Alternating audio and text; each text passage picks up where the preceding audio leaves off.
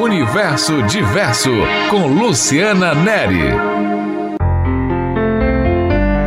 Mais uma série Memoráveis, pessoas da nossa terra que merecem ser relembradas. Conversando com Jeremias Macário de Oliveira, ele tem 78 anos, foi jornalista aqui em Vitória da Conquista, diretor do Jornal à Tarde durante 15 anos, é um dos principais intelectuais da cidade, 4 livros publicados e foi o primeiro jornalista formado a atuar em Vitória da Conquista. Eu nasci, na verdade, numa cidade pequena, chamada Mairi. Mas terminei... Onde é que fica? Fica ali naquela região de Capim Grosso. Mas, na verdade, eu fui transferido logo pequeno, meu pai se mudou para Piritiba. E Piritiba, naquela época, pertencia a Mundo Novo. Resumindo, eu me criei, na verdade, na roça em Mundo Novo. Eu fui uma criança que não tive muita infância, porque logo no início eu aprendi a lidar com o cabo da enxada. E fui roceiro junto com meu pai, trabalhando ali na labuta. E esse letramento todo, essa cultura toda, vem de onde? Onde você aprendeu a ler? Como você desenvolveu esse dom da escrita? Depois meu pai tinha uma visão muito grande, apesar dele ser uma pessoa analfabeta, ele teve uma visão de me colocar para estudar. E eu fiz o primário em Piritiba. Depois houve aquela vocação de criança para ser seminarista. Terminei me internando no seminário de Amargosa. Ia ser padre? Ia ser padre, justamente. E lá estudei 6 anos. Então lá no seminário de Amargosa me deu régua e compasso. Porque o seminário de Amargosa, naquela época, era chamado Seminário Nossa Senhora do Bom Conselho. E eu considero um dos melhores colégios da Bahia. Eu fiz o clássico. Certo. E nessa época você já escrevia aí, já na adolescência? Nessa época escrevia alguma coisa. Fazia alguns poemas, rascunhava alguma coisa. E também me interessei nessa época que eu estava no seminário. Inclusive, é uma coisa interessante, que tinha o Grêmio. E eu fazia parte do Grêmio, chamava Grêmio. Era um grupo de estudantes que dirigia os estudantes. E eu fazia parte da diretoria de jornalismo para fazer o mural. Aí fazia aquele jornalzinho no mimeógrafo ainda naquela época, era mimeógrafo. Despertei minha curiosidade em escrever, se bem que escrevia mal, né? Porque eu não tinha muita base, então eu tive que esforçar bastante para poder me aprimorar.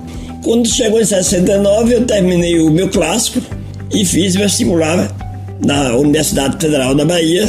E a gente tinha naquela época 3 opções. Era jornalismo, direito e letras. Aí eu fiquei na primeira opção, que foi jornalismo. Aí fiz a graduação na Universidade Federal da Bahia. Terminou em que ano? Terminei em 1973. Inclusive naquela época não era propriamente a FACOM, propriamente, Faculdade de Comunicação. Porque tinha a Faculdade de Jornalismo e a Biblioteconomia juntas. Era ali no Canela. Eu fiz a graduação, terminei em 73 e logo em 73 eu ingressei na vida profissional. Qual foi seu primeiro jornal? Na época era o Jornal Corte, né? Eu fiz estágios, inclusive, em rádios. Foi? Rádio. Eu era estudante, fiz na Rádio Excelsior, na Rádio Sociedade, mas não era meu forte. Rádio não era meu forte, eu gostava mais de escrever.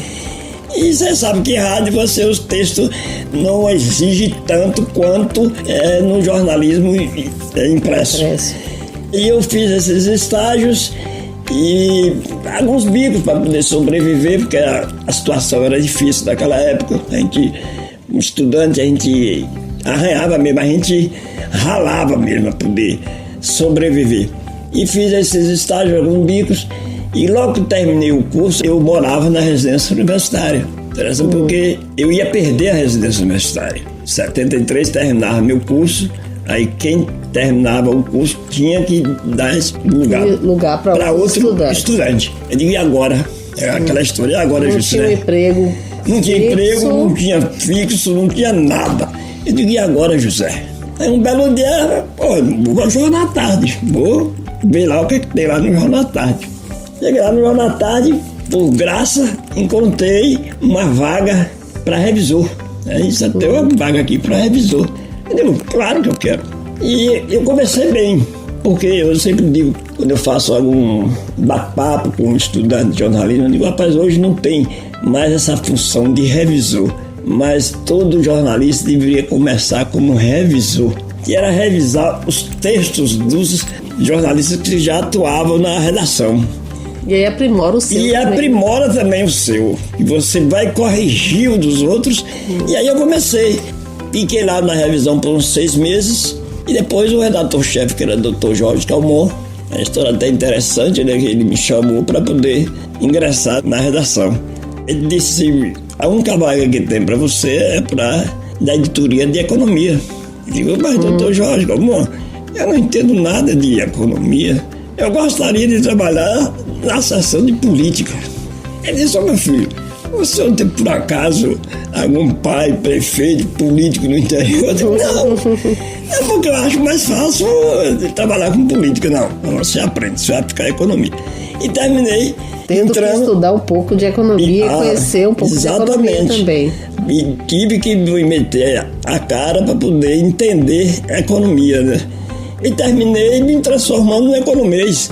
Tanto foi que eu passei tanto tempo fazendo economia, lendo a Gazeta Mercantil, que era cabo-rabo de economia, e eu lia tudo que vinha da economia, estava comigo. Você já conhecia Vitória da Conquista? Conhecia. Eu vim aqui uma vez para fazer uma cobertura sobre, de 3 dias, mais ou menos, ou 4 dias, sobre café. 75, mais ou menos. Passei uns 3, 4 dias aqui. Quem me acompanhou até foi aquele grande fotógrafo Cadete. Cadete me acompanhou nas reportagens e eu já conhecia a Conquista. Agora conhecia passando, assim. Mas gostei de Conquista e, por acaso, na verdade eu ia para Barreiras, mas houve um contratempo e terminou que Sérgio Fonseca era chefe da sucursal aqui de Conquista, eu ia para Barreiras. E terminei ficando em Conquista. Cheguei aqui em 1991, em março de 1991. Foi bem recebido aqui na cidade? Fui bem recebido, fui bem apresentado. E aí, a sucursal me deu outra visão, Luciano, e ouvintes. Porque eu tinha uma noção um pouco restrita sobre o jornal. Eu trabalhava na redação, então eu era repórter. Fui editor de economia, sabia lidar com a parte redacional do jornal. Mas eu era nulo, por exemplo, era atividade, por exemplo, de circulação, publicidade, assinaturas, relações públicas. Você teve que assumir isso tudo Eu aqui. tive que assumir isso tudo. Então, para mim, foi um grande desafio e também na minha formação profissional foi uma coisa espetacular. E construir relacionamentos, Exatamente. Né? Porque lá em Salvador, talvez essa necessidade não fosse tão grande, porque as coisas eram mais institucionalizadas. Aqui devia ser uma coisa menor, né? Que você tinha que ir buscar as pessoas, conversar com as pessoas. Exatamente. Eu cheguei aqui para chefiar a sucursal, tinha 70, 80 municípios sob minha responsabilidade. Então eu viajava quase que praticamente toda semana, passava 2, 3 dias aí no sertão, viajando. E ao mesmo tempo, cuidando da parte administrativa do jornal. Tanto é que houve um equívoco nas negociações que eu tive, que inclusive houve uma tarde, quando estava dispensando as pessoas, e houve aquele processo de voluntário, quem quisesse sair, saía. E eu já não estava muito contente com o Jornal da Tarde na época, e eu entrei nesse programa. Aí disseram, não, Jeremias, você não pode não, porque você está já ligado à parte administrativa. Eu digo, mas eu sou jornalista, minha formação é jornalista. Então eu fui cortado por causa disso. Mas me deu um arcabouço muito grande. Você ficou quantos anos no Jornal da Tarde? Aqui em Conquista eu fiquei 15 anos. No Jornal da Tarde, no completo, eu fiquei 33 anos e meio no Jornal da Tarde. Nesses 15 anos em Vitória da Conquista, quais foram os fatos, os trabalhos que mais lhe chamou a atenção nesse período e que você mais gostou de fazer? Aqui não é questão de gostar, você tinha que fazer mesmo, né? Tinha que fazer tudo. Tinha que fazer tudo. E tinha também que dirigir a equipe de jornalistas também, né? As matérias eu tinha que acompanhar, eu tinha que fazer as pautas e eu também fazia as coberturas. Mas a primeira cobertura que eu carei aqui mesmo que foi difícil foi o desastre, a tragédia da carreta de Barra de Choça. Quando morreram, acho que foi, se não me engano, mais de 30 pessoas, foi 35, não me lembro muito bem esse dado. Mas foi muito triste e muito chocante. E interessante que nesse dia eu tinha entrado umas farras, né? E não acreditei, porque de manhã cedo eu cheguei a morar no hotel, né? E a história interessante que logo que eu sentei na mesa, aí falaram, você não tá sabendo que houve aí uma tragédia aí da carreta? Não, sabendo nada, não. Vocês gostam muito de fazer boato. Mas só que depois eu caí na real. Aí quando eu liguei o rádio, tava já passando, né? Eu tive que correr atrás. E foi um dos trabalhos, para começar, um maior desafio foi aquela carreta, que eu tive que cobrir tudo. A gente fez um trabalho muito bem feito com a equipe, não só eu tinha 2 repórteres, e a gente alternou. Nós demos notícias, inclusive, à frente dos outros jornais. Inclusive, aqui vieram os jornais do Estado de São Paulo, do correspondente, que era meu amigo, veio do Brasil, Globo, tal, e a gente já estava com o nosso trabalho bem adiantado, a gente estava sempre na frente. Outra coisa também foi a enchente de 92, se não me engano, foi 92, e a gente cobriu toda essa região aí de Guanambi, Malhada, teve uma enchente que o São Francisco transbordou. Foi outro trabalho muito desafiante. Nós saímos daqui de carros, terminamos chegando de barco, de jangada, aliás, em Malhada, andando até de carroça. Outra reportagem junto com o Zé Silva, que era nosso fotógrafo, marcante também. A queda do avião, por exemplo, em Caetité, que foi de madrugada, naquela serra entre Caetité e Baçaí, em Guanambi. E eu saí daqui da redação só com roupa do corpo para fazer essa cobertura, porque foi uma coisa tão rápida. E a gente chegou lá em Caetité, a gente teve que dormir, estava tudo fechado, a serra, a gente tentou subir a serra de noite, não conseguimos. E foi uma cobertura muito trágica, porque eu vi coisas que eu não tinha visto. Eu vi também aqui no ML aqui de Conquista da tragédia da carreta, mas eu vi coisa mais triste naquela serra, e aquele até meio trágico a gente citar isso, pedaço de pessoas no mato, a gente se batia com pedaço de braços, órgãos, essas coisas, então uma coisa muito triste. Né? E pra gente que é jornalista, a gente passa por essas coisas, mas a gente chega um momento que a gente sente também. Sente muito. E nós somos seres humanos, apesar de tudo, né? Eu devo ter passado por gente morta, tá, etc. Mas é uma coisa que me sensibilizou muito, emocional mesmo, né? A gente parar e chorar, é triste. E teve outros desafios, um deles foi na Lapa também, e a Lapa pertencia a Barreiras, mas o meu comando aqui, não quero desfazer dos outros colegas, a gente tinha muito mais estrutura e melhor formação para a gente fazer.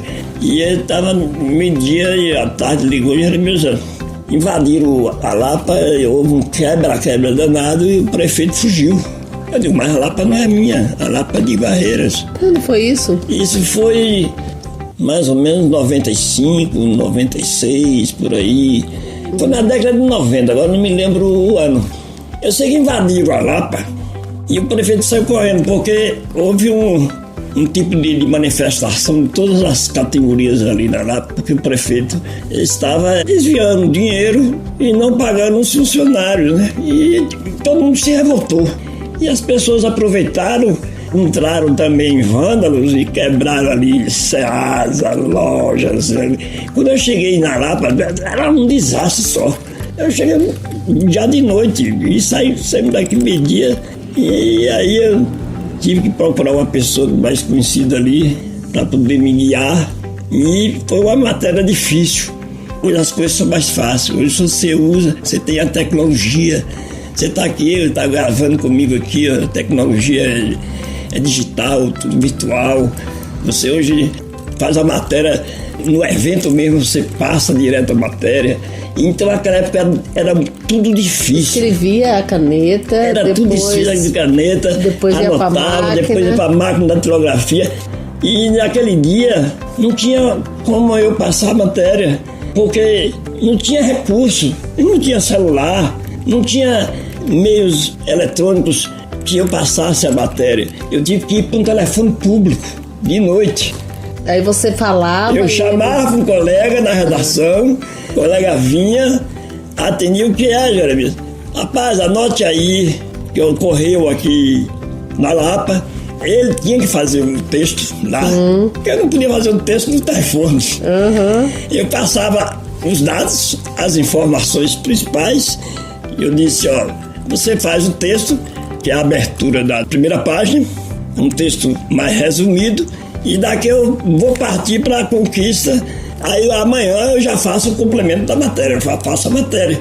E a gente mandava essa matéria via, às vezes, Telebahia, a gente mandava por... Era outro meio que a gente tinha, que era uma máquina que tinha um rolo, era teletipo. Era mais ou menos isso. Então a gente passava, às vezes, como não era matéria muito urgente, essa era urgente, a gente tinha que passar rápido. E tinha a questão, por exemplo, uma questão muito difícil. As fotos, por exemplo, às vezes estava aqui tudo fechado, a gente não tinha como... Revelar a foto. Revelar a foto. Depois tinha a Telebahia, que a gente usava a Telebahia para passar as fotos, às vezes dia de domingo estava fechado. A gente pagava um cara de plantão num laboratório para passar essas fotos. Às vezes não encontrava a pessoa, que a pessoa estava na farra. Aí a gente fazia o seguinte, algumas coisas difíceis naquela época. A gente ligava para um boy do Jornal à Tarde, lá em Salvador, e a gente ia para a rodoviária entregar os rolos de filmes e dizia, pegava lá qualquer passageiro que a gente encontrava. Você vai estar indo para Salvador? Tá. Então você pega esses rolos, leva pra gente, você pode levar pra gente, e um rapaz, uma pessoa do Jornal à Tarde, vai lhe encontrar lá na rodoviária de Salvador e pega os filmes. Era assim que a gente trabalhava, era luta. Jeremias tem 4 livros publicados. O primeiro, A Imprensa e o Coronelismo no Sertão do Sudoeste, é um ensaio aí que ele publicou em homenagem a essa imprensa aqui na nossa região. Depois, Uma Conquista Caçada, é um livro que é citado aí em várias teses e dissertações. Depois ele escreveu Andanças, é um livro de contos, histórias e causos. E depois vem Na Espera da Graça, que é o último livro aí. Como é que é esse livro, Jeremias? Na Espera da Graça tem 2 sentidos. Um que é com relação à pandemia, que todo mundo estava esperando uma graça, que viesse uma graça. Verdade. Que viesse uma graça. E o outro, o título do livro é um poema que está dentro do livro. Eu falo sobre o sertanejo, sobre a luta do sertanejo, do trabalho do dia a dia, as orações que ele faz, a procissão. Ele é todo de poesias, né? Todo de poesia, todo texto poético. Bom, e atualmente, Jeremias, quais são as suas atividades? Eu soube que tem aí um sarau, né, que acontece. Eu acho que quando a gente chega a uma certa idade, apesar de eu não estar nativa no jornalismo, mas você não pode parar de pensar, não pode parar a sua cabeça, tem que continuar agindo, continuar mentalizando, continuar raciocinando, continuar atividade. E eu, além dos meus livros, eu criei, nós fundamos aqui com um grupo aqui, esse sarau, tem 13 anos, e a gente faz aqui, esse sarau inclusive já é de utilidade pública, eu digo assim, não de direito, mas de fato. E as pessoas já conhecem esse sarau, e aqui nós trocamos ideias, trocamos conhecimentos, aqui a gente se diverte, aqui a gente faz cultura. Eu tenho procurado preencher a minha vida, apesar de eu ter deixado a ativa do jornalismo, eu preencho a vida, e eu tenho também um blog, que é A Estrada. Vamos então, para encerrar, Jeremias, dar aí conselhos, recomendações aos novos jornalistas, né? O recado que eu dou para os jornalistas de hoje é que nós temos a tecnologia avançada. Hoje está muito mais fácil. Muito mais Tudo fácil. que era difícil antes. Hoje você faz uma entrevista. Muito fácil. Muito fácil. E o fácil termina deixando a pessoa meio preguiçosa, nesse sentido assim de escapar certas coisas. Então eu acho que falta muito no jornalismo hoje ser mais investigativo. Ser mais cuidadoso, mais criterioso na questão das entrevistas, porque a gente fazia, naquela época era olho no olho. Hoje você faz através do WhatsApp, era e-mail, mas nem e-mail não é. O WhatsApp é virtual mesmo, você vê hoje na televisão, você vê no rádio, tudo. Hoje você faz numa rapidez danada. E aí existe uma certa falha, porque uma coisa é você fazer como eu estou aqui com você, de olho no olho. E outra coisa é você fazer do outro lado da tela, né? A pessoa falando do outro lado da tela, do outro lado do fio virtual. É bem diferente. As pessoas escondem muitas coisas. Então eu acho que falta o jornalista buscar mais os fatos. E existe hoje a questão muito da fake news, das mentiras, tal, etc. E muita gente termina tropeçando nisso aí. Então o jornalista hoje, apesar dele ter a tecnologia, gente, vocês têm uma formação jornalística. Vocês foram formados, a maioria que trabalha, nem todos, e vocês têm uma formação acadêmica. Então, use a tecnologia, mas aprenda a usar a tecnologia para não ser traído por ela. Porque muita gente termina sendo traído por ela. Então você faz uma matéria que é importante, mas não diz, por exemplo, o local, onde, não faz aquele o quê, quando, onde, por quê, quantas causas. Usem isso, gente. Isso ainda é básico, mesmo com a tecnologia. Isso ainda é básico. Às vezes você dá uma notícia e é um evento importante e você não diz onde vai acontecer. Aí fica a matéria capenga. Verdade. Tá ótimo. Muito obrigada, viu? Não, eu que agradeço.